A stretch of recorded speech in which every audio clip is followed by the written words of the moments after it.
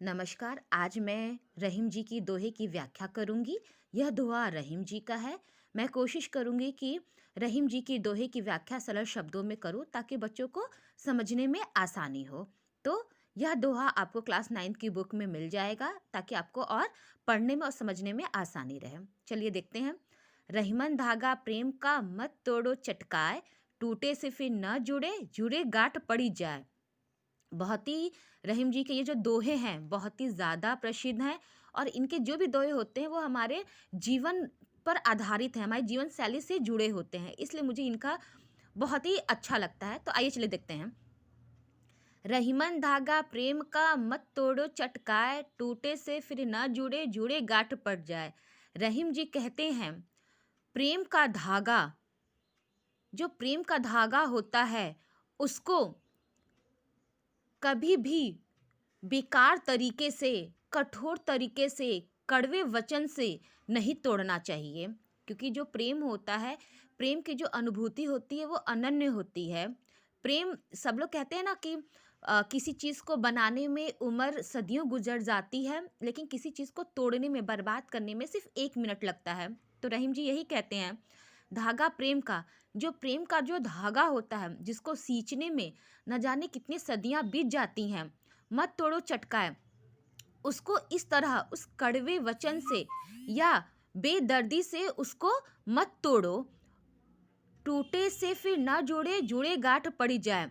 क्योंकि यदि यह जो प्रेम रूपी धागा है, यदि तुमने उसको तोड़ दिया, ठीक है, यदि तुमने उसको तोड़ दिया, टूटने को धागा टूट गया और टूट जाएगा, जुड़े गांठ पड़ जाए, यदि तुम उसको दोबारा जोड़ना भी चाहोगे तो उसमें कहीं ना कहीं कुछ न कुछ गांठें रह जाएंगी। तो रहीम जी कहते हैं कि जो प्रेम रूपी धागा है उसको बुरी तरह से उसको चटकार कर मत तोड़ो। जिस प्रकार धागा एक बार टूट जाता है तो वह जुड़ने के बाद जब वो जुड़ता है उसमें तो गांठ पड़ जाती है, ठीक उसी प्रकार जब प्रेम के संबंध एक बार टूट जाते हैं तो जोड़ना बहुत मुश्किल होता है, और जुड़ता भी है तो उसमें फिर वो बात नहीं होती है। चाहे कितनी भी कोशिश कर लो, कुछ न कुछ दरारें रह जाती हैं। इसीलिए इंसान को या किसी भी अपने मित्र से मित्रता तोड़ने से पहले 100 बार सोच लेना चाहिए कि जो हमारा जो प्रेम है, जो हम लोगों ने इतने वर्षों तक जोड़ा था,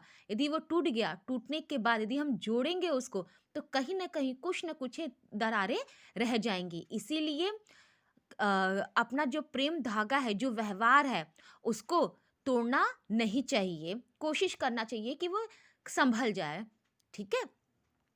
अब आगे देखते हैं। कदली सी भुजंग मुख स्वाति एक गुण तीन, जैसे संगति बैठिए ते सोई फल दीन। रहीम जी कहते हैं कि कदली सी भुजंग मुख स्वाति एक गुण, कहते हैं जो स्वाति नक्षत्र में बरसने वाला जल होता है। स्वाति, ये देखिए लिखा है ना, स्वाति। स्वाति नक्षत्र में जो गिरने वाला आसमान से जो बूंद होता है वह एक समय पर 3 जगह गिरता है।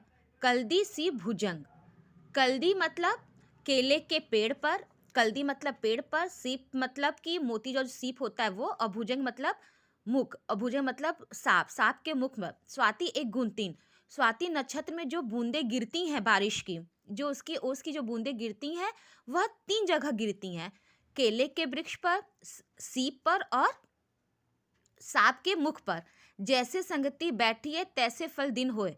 जैसी आपकी संगति रहेगी, जैसे आपके मित्र रहेंगे, आप जैसे लोगों के साथ उठेंगे बैठेंगे वैसे ही आपको परिणाम मिलेंगे, ठीक है। यदि आप अच्छे संगति के साथ बैठेंगे तो आपको अच्छा परिणाम मिलेगा। यदि आप दुर्जन के साथ बैठेंगे, गलत इंसान व्यक्ति के व्यवहार के साथ बैठेंगे तो उसका परिणाम आपको वैसे मिलेगा। कदली जब, तो यही कहते हैं, रहीम जी बताते हैं कि स्वाति नक्षत्र का जो ओस की बूंदें जब पड़ती हैं तो यदि कदली, यदि वो पेड़ पर पड़ता है तो वो कपूर बन जाता है। सीप पर जब वो बूंद गिरती है तो वो मोती बन जाता है। और भुजंग मुख, और जब सांप के मुख पर गिरता है तो वो विष धारण कर लेता है। अर्थात जैसी आपकी संगति रहेगी, जैसे आपके मित्र रहेंगे वैसे ही आपको परिणाम मिलेगा। यदि आपकी संगति अच्छी रहेगी तो आप मोती बन जाओगे, यदि आपकी संगति बेकार रहेगी तो आप विष के समान आपको परिणाम प्राप्त होंगे। अब आगे देखते हैं। तरुआ फल नहीं खात है, सरवर पिय न पान, कही रहीम पर काज हित, संपत्ति संचही सुजान। तरुवर, तरुवर मतलब होता है पेड़, वृक्ष, फल।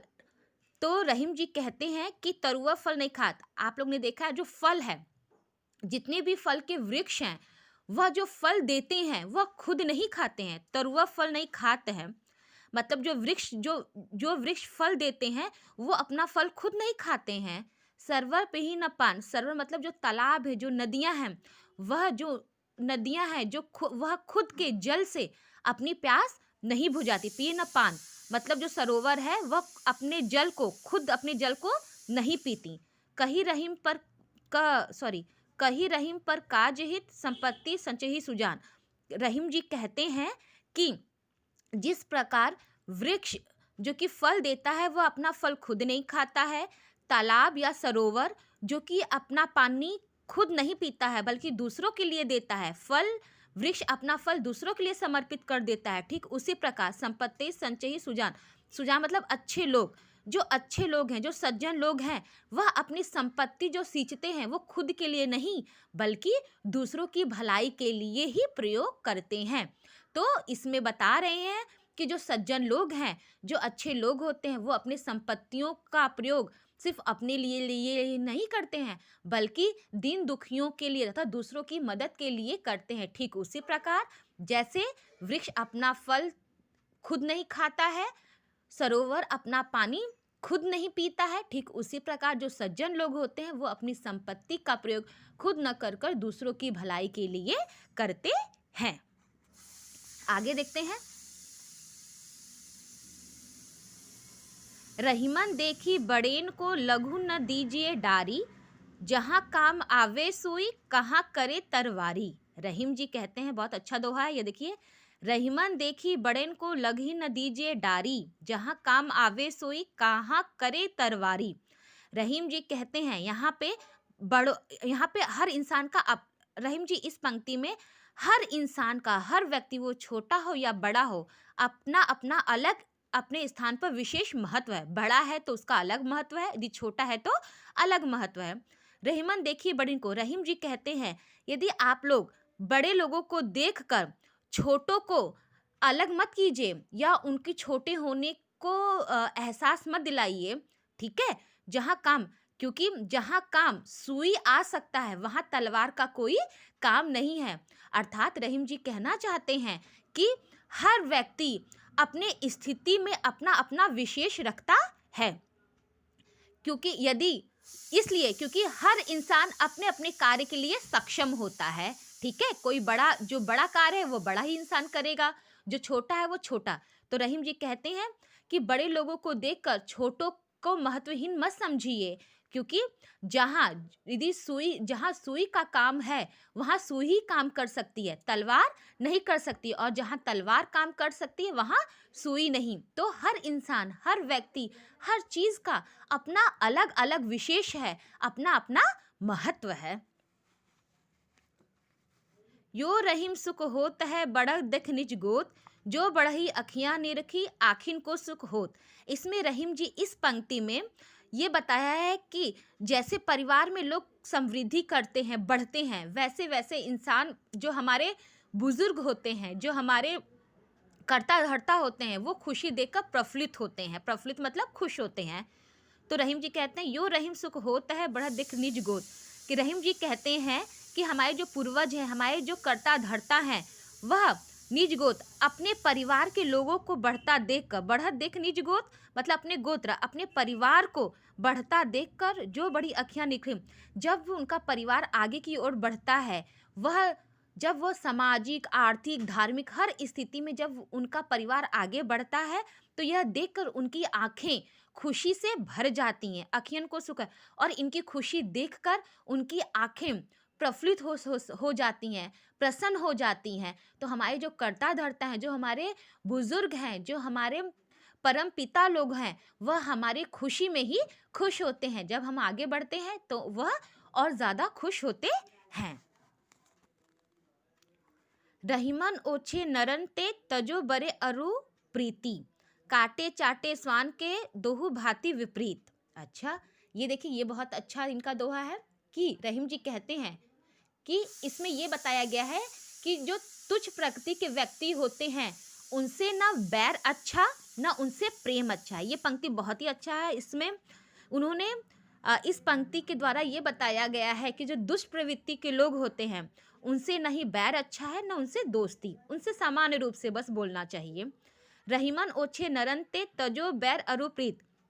रहीम जी कहते जो ओछे टाइप के होते, जो ओछे किस्म के इंसान होते हैं, जो दुर्जन स्वभाव के होते हैं, जो कि चाहे कितना भी उनके साथ अच्छा करो लेकिन वो अपनी प्रवृत्ति नहीं छोड़ते। रहीमन ओझे नरन ते तजोर बैर अरुप्रीति। ऐसे जो ओछे लोग हैं, दुर्जन लोग हैं, उनसे नहीं बैर अच्छा है और नहीं प्रीति। बैर मतलब उनसे नहीं लड़ाई झगड़ा अच्छा है, नहीं उनसे ज़्यादा प्रेम अच्छा है। काटे चाटे स्वान के दुहुई भांति विपरीत।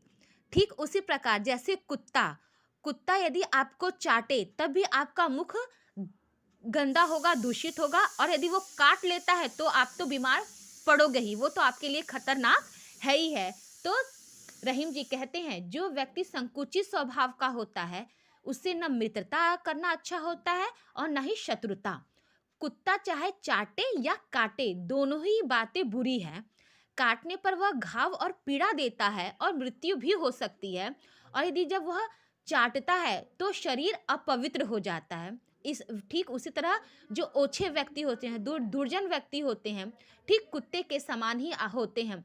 यदि वह काटेंगे भी तो यदि वो छलेंगे आपको, आपके पीठ पीछे छुरा भोंकेंगे तो भी आपका नुकसान होगा। यदि वो प्रेम करेंगे तो उसके वो प्रेम भी आपको छलने के ही कारण वो करेंगे। तो रहीम जी कहते हैं कि दोस्ती और मित्रता संगति बहुत सोच समझकर करनी चाहिए।